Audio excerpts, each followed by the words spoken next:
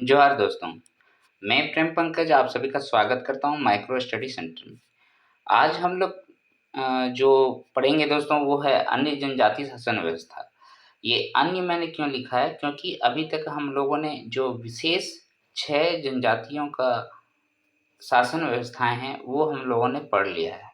और आप सभी को पता है कि हमारे राज्य में टोटल 33 जनजाति निवास करते हैं, जिसमें हम लोग लास्ट जो पुराण को मिला है जनजातीय का दर्जा उसको भी इंक्लूड कर रहे हैं।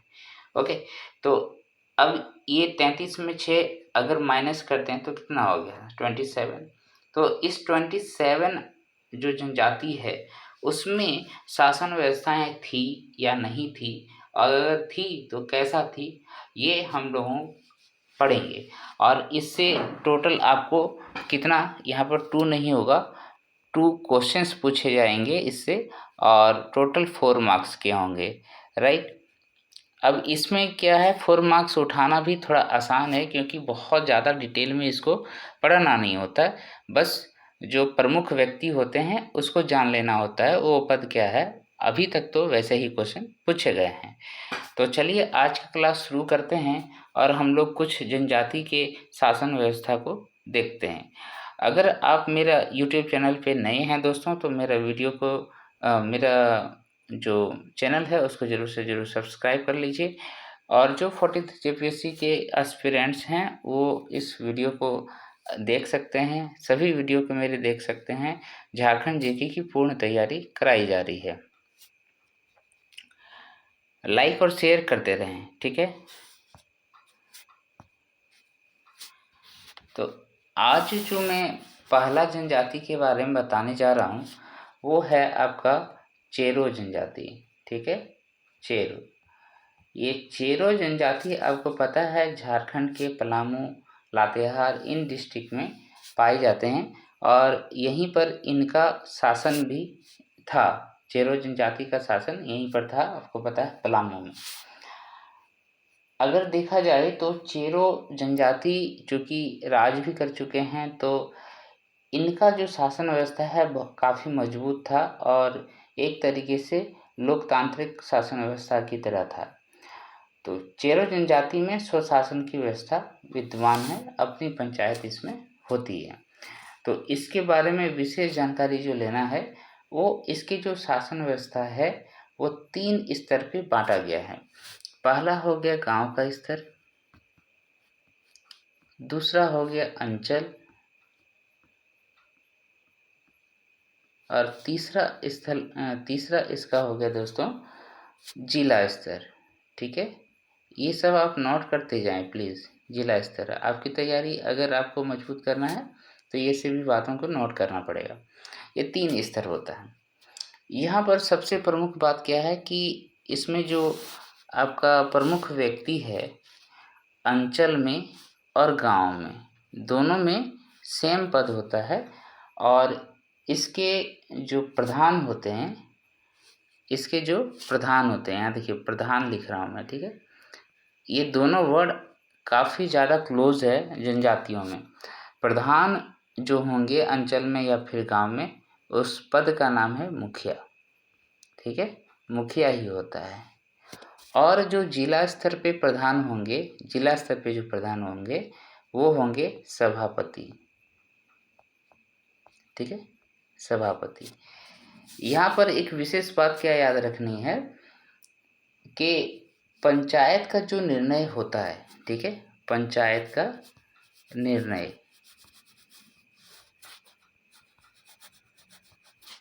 सर्वमान्य होता है, ओके। निर्णय सर्वमान्य होता है। सोचिए अगर किसी ने नहीं माना, पंचायत के निर्णयों को नहीं माना किसी ने, ऐसे तो बहुत सारे लोग होंगे समाज में, तो उनके साथ क्या किया जाएगा। तो ऐसे व्यक्तियों को जो निर्णय को नहीं मानता है, निर्णय नहीं मानता है, ऐसे व्यक्तियों को गांव जाति एवं समाज, ऐसे लिख सकते हैं आप, जाति एवं समाज से बहिष्कृत कर दिया जाता है, बहिष्कृत कर दिया जाता है। ठीक है, बहिष्कृत कर दिया जाता है। तो चेरो जनजाति में आपको इतना ही पढ़ना है, इससे ज़्यादा नहीं पढ़ना है। और आपको मैंने बताया कि यह जनजाति जो है वो पलामू प्रमंडल में निवास करता है। ठीक है, इतना काफ़ी है। नेक्स्ट जो जनजाति हम लोग देखेंगे वह है खरवार। खरवार, ओके। ये खरवार जनजाति के बारे में अगर आप पढ़े होंगे तो आपको पता होगा, ये काफ़ी लड़ाकू प्रवृत्ति के जनजाति हैं। और बेसिकली शुरू में ये संथाल परगना में रहते थे, और अभी जो है वो पूरे झारखंड में ही लगभग फैल गए हैं। ये संथाल परगना में तो है ही, साथ ही पलामू में है, रांची में है, ठीक है, और लोहरदगा वगैरह अन्य डिस्ट्रिक्ट में भी ये पाए जाते हैं। तो खरवार जनजाति का अगर शासन व्यवस्था को देखें तो इसमें इसकी अपनी पंचायत व्यवस्था पाई जाती है, और इसके पंचायत जो होते हैं उसमें भी प्रमुख होगा, और प्रमुख का नाम यहाँ पर भी मुखिया होता है। ठीक है, प्रायः सभी जगह में मुखिया लिखा हुआ है तो मुखिया ही होता है। तो मैं क्या बता रहा था कि खरवार जनजाति में अगर ग्रामीण स्तर पे देखे, गांव स्तर पे देखे, तो यहाँ पर जो पंचायत का प्रमुख होगा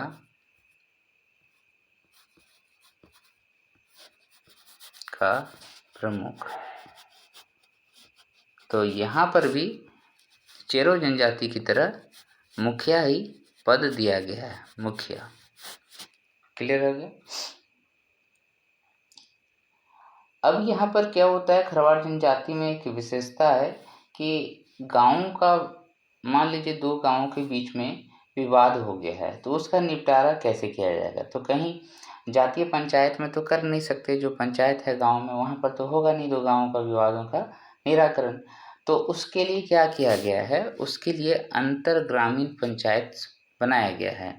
कहीं पर हम लोग पीर के नाम से पढ़े हैं, कहीं पढ़ा के नाम से पढ़े हैं। ठीक है, तो यही सब है अंतर ग्रामीण पंचायत। तो अंतर ग्रामीण पंचायत में जो नामकरण है वो कितने गांव शामिल हैं उस अंतर ग्रामीण पंचायत में, उसके ऊपर डिपेंड करता है। तो यहाँ पर बताया गया है कि जैसे अगर 4 गांव है तो इस 4 गांव का पंचायत का नाम चट्टी होगा। ठीक है, चट्टी होगा।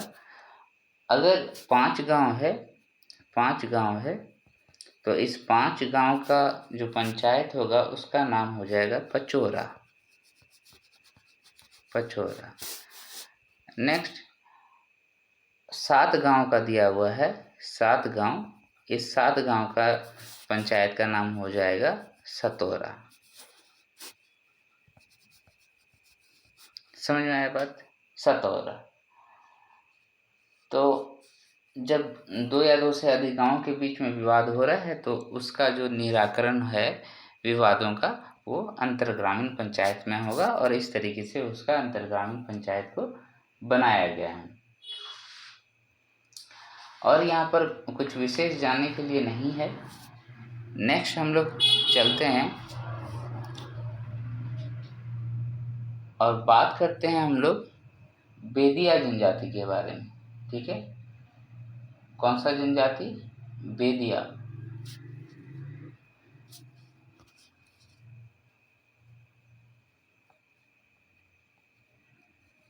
आप सभी को 33 जनजाति जो झारखंड में है उसका नाम याद रहना चाहिए। ठीक है, बेदिया जनजाति।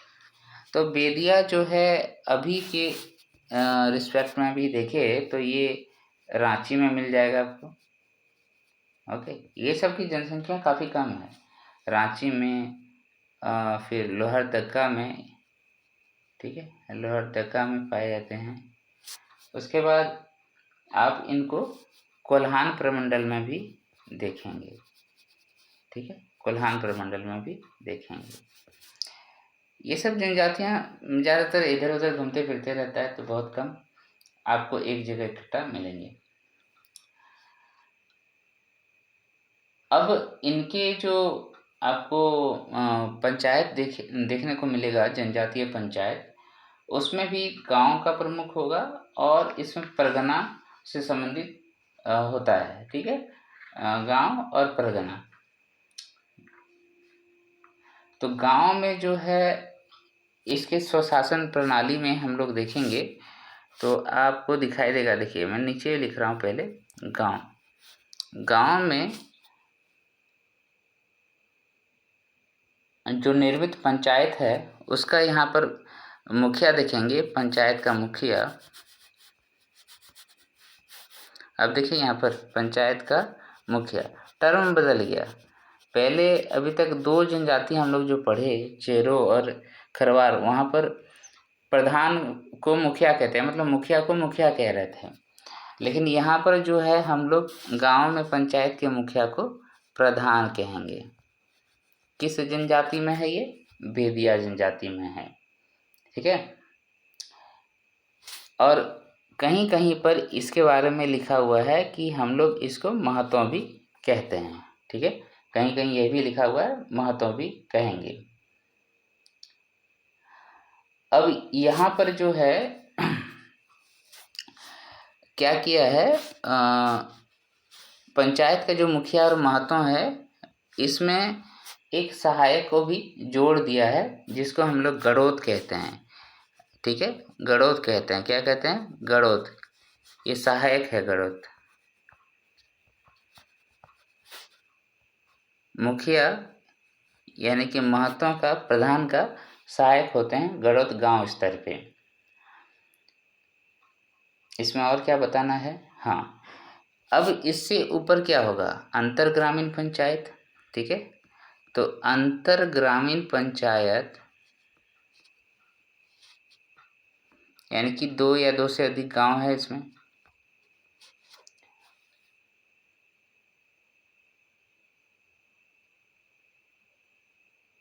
तो यहाँ पर अंतर ग्रामीण पंचायत जो भी होगा उसका जो मुखिया होगा, उसका जो सरदार होगा, ठीक है, उसको हम लोग क्या कहते हैं? यहाँ पर सरकार कहते हैं। तो आपसे ये सवाल पूछ सकता है कि किस अंतर ग्रामीण पंचायत में, किस जनजाति के अंतर ग्रामीण पंचायत में जो प्रमुख होता है उसका नाम सरकार होता है, ठीक है। तो ये बेदिया जनजाति में होता है।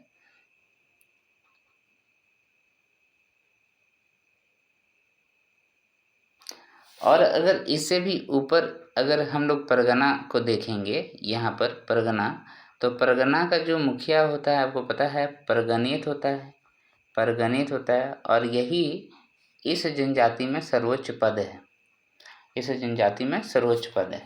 अच्छा, यहाँ और एक बात याद रखने वाली बात है कि जितने सारे पद हैं वो सारे वंशानुगत हैं।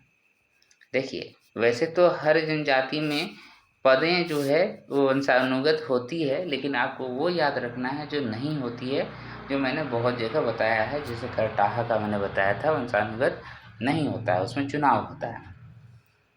ओके, आगे हम लोग देखते हैं। 3 जनजाति पढ़ लिए, चौथा जनजाति आज का पढ़ेंगे। चौथा जनजाति में हम लोग अपना झारखंड का सबसे पुराना जनजाति के बारे में पढ़ लेते हैं, असुर जनजाति, ठीक है, जो प्रिमिटिव ग्रुप में भी आता है। टोटल 8 प्रिमिटिव ग्रुप है, आपको पता है। तो असुर जनजाति के बारे में हम लोग देखेंगे। तो यहाँ देखते हैं कि इसका भी जो पंचायत व्यवस्था है काफ़ी मजबूत था, और यहाँ पर भी गांव स्तर पे पंचायत था। ओके, तो ग्रामीण स्तर पे जो पंचायत है उसको हम लोग क्या बोलते हैं और उसके प्रमुख क्या होते हैं, ये देख लेते हैं। तो गांव में जो पंचायत व्यवस्था है, ओके, असुरों का। तो उसका जो प्रशासनिक प्रमुख होता है, या फिर सीधा-सीधा बोलें तो पंचायत का जो प्रमुख होता है, प्रशासनिक प्रमुख, ठीक है? वो यहाँ पर जो पद है, वो पद है महतो। क्या है? महतो। और इसका भी सहायक पद एक है यहाँ पर, और ये सहायक पद क्या है, जो अभी हम लोग पढ़े आपका बेदिया में गणोत, उसी तरीके से यहाँ पर है गुणाईत। बस थोड़ा सा वर्ड डिफरेंस है वही चीज़, गणोत। समझ गए ना?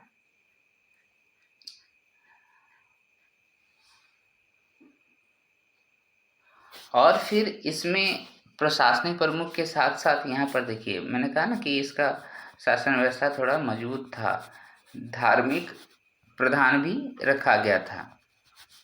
तो धार्मिक प्रधान हम लोग देखेंगे, तो धार्मिक प्रधान को हम लोग यहाँ पर बैगा बोलेंगे। क्या बोलेंगे? बैगा।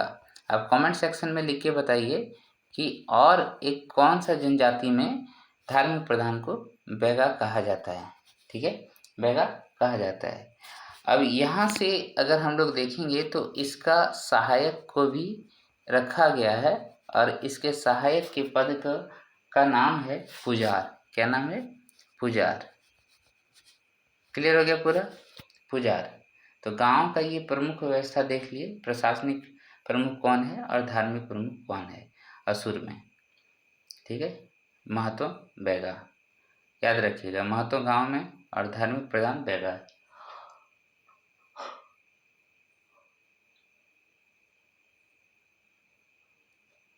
हो गया, ये असुर जनजाति के बारे में हो गया। अच्छा, आप कमेंट सेक्शन में ये भी बताइए असुर जनजाति कहाँ है, झारखंड के किस क्षेत्र में पाया जाता है। ये क्वेश्चन पूछा भी गया है। ठीक है, 5वां नंबर क्वेश्चन ना, 5वां नंबर जनजाति हम लोग देखेंगे। तो आज का 5वां जनजाति में हम लोग देख लेते हैं बिरहोर को। बिरहोर। तो बिरहोर जनजाति एक्चुअल में जो है उसमें जातीय पंचायत पाया तो जाता है, लेकिन ये घुमंतु प्रवृत्ति के लोग होते हैं। बिरहोर है ना, जंगलों में घूमने फिरने वाले लोग, बिरहोर घूमते फिरते रहता है, एक जगह नहीं होता है।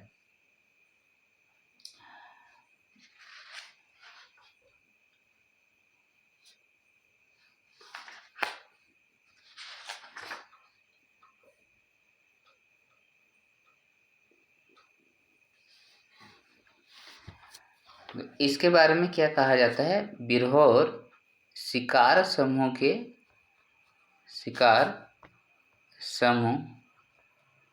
के जनजाति हैं। ठीक है, तो शिकार समूह का जब जनजाति है तो ऑब्वियस बात है ये एक जगह रहेगा नहीं, घूमते फिरते रहेगा, तो इसके शासन व्यवस्था ज़्यादा मजबूत बन नहीं पाएगी। लेकिन यहाँ कहा जाता है कि ये जहाँ पर रहते हैं, ठीक है, जिस गांव में रहते हैं उसको हम लोग कहते हैं टंडा। क्या कहते हैं? टंडा। और इसी टंडा में ही बिरहोरों का टंडा जो होता है वही इसका सर्वोच्च संगठन होता है। ठीक है, टंडा ही सर्वोच्च संगठन होता है।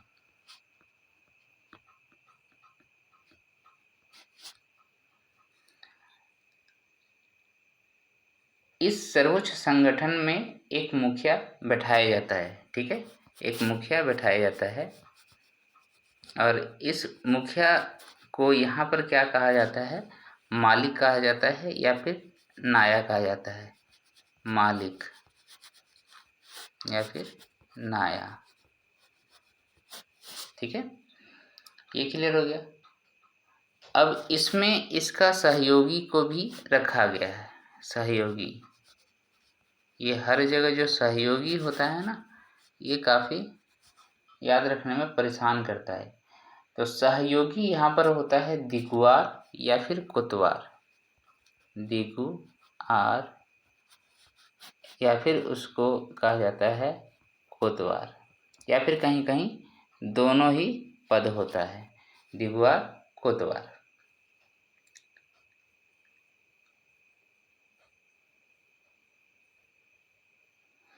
तो गाँव का विवादों को जब सुलझाना होता है तो वो टंडा में एकत्रित होता है नाई के साथ, और सभी परिवारों का जो मुखिया होता है वो सभी आते हैं और विवादों का निपटारा होता है। तो आज का पिरहोर जनजाति के बारे में जो बताना था वो मैंने बता दिया। यहाँ पर वर्ड याद रखिएगा, टंडा।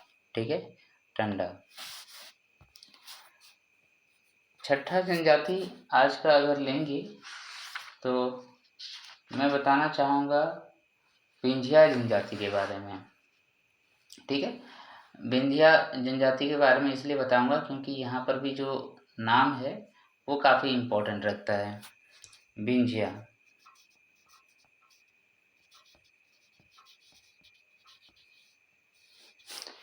विंध्या जनजाति में जातीय पंचायत व्यवस्था रखी गई है और ये केवल गांव स्तर में ही होता है। तो गांव में जो है इसमें जो प्रमुख होते हैं उसमें 3 पद दिया गया है। ठीक है, एक दिया गया है मादी का पद। ठीक है, दूसरा हो गया गादी, है ना। देखो सब ये सब लिखता कहीं कहीं पर अलग अलग तरीके से।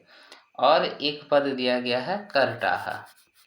तो करटाहा का पद आपको पता है सभी लोग मिलके करते हैं सभी, और ये सभी विवादों का निपटारा यही करता है। ठीक है, सभी विवादों का निपटारा कौन करता है? करटाहा। ठीक है, करटाहा करता है। और इसमें जो विंध्या जनजाति है उसमें गो मांस वर्जित है। अगर आपने किसी ने गो मांस खा लिया, गो मांस वर्जित है। अगर किसी ने गो मांस खा लिया तो उसको गांव से बहिष्कृत कर दिया जाता है। ठीक है, अगर गो मांस खाने वाले को यहाँ पर गांव से बहिष्कृत कर दिया जाता है, गांव से बहिष्कृत। ठीक है, ये हो गया। इसमें और भी कुछ है क्या? विंध्या में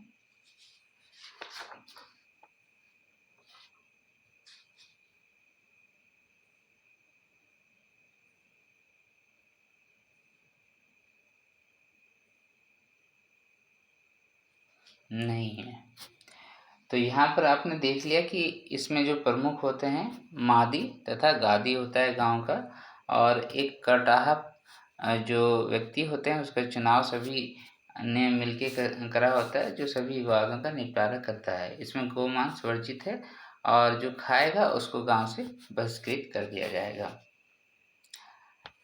नेक्स्ट इसमें और एक जो है जनजाति उसको हम लोग देख लेते हैं, करमाली। ओके, करमाली।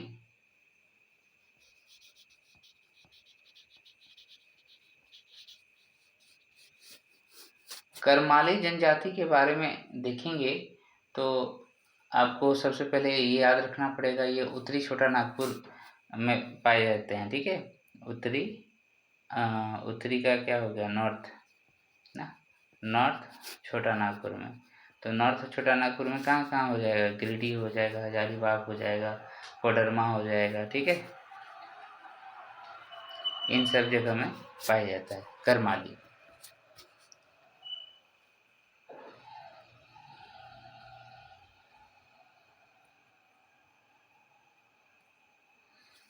इस जनजाति का ये बात है कि यहाँ पर व्यवस्थित राजनीतिक संगठन नहीं है। ठीक है, व्यवस्थित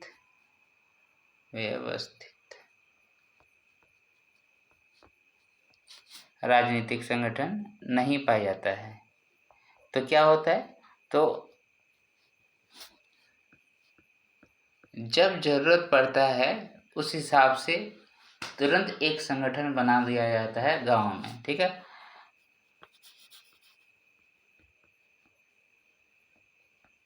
नहीं। तो इसमें जब गांव में पंचायत का निर्माण किया जाता है तो वहाँ पर एक प्रमुख को बैठाना तो ज़रूरी है ना। एक प्रमुख को बैठाते हैं और उस प्रमुख का पद का जो नाम दिया है वो यहाँ पर भी मालिक दिया गया है, मालिक। ठीक है। और इसके जो सहायक होते हैं वो यहाँ पर देखिए, अन्य जनजातीय शासन व्यवस्था में सहायक हमेशा गुणित हो रहा है ना, गुणित होता है।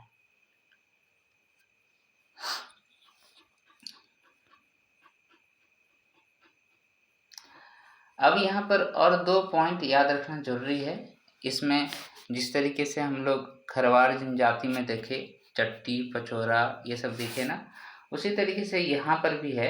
अगर 7 गाँव का समूह होता है, 7 गाँव का समूह होता है और परगना बनाया जाए, तो उस 7 गाँव के समूह को सतगवैया कहते हैं। और इसका जो सतगवैया,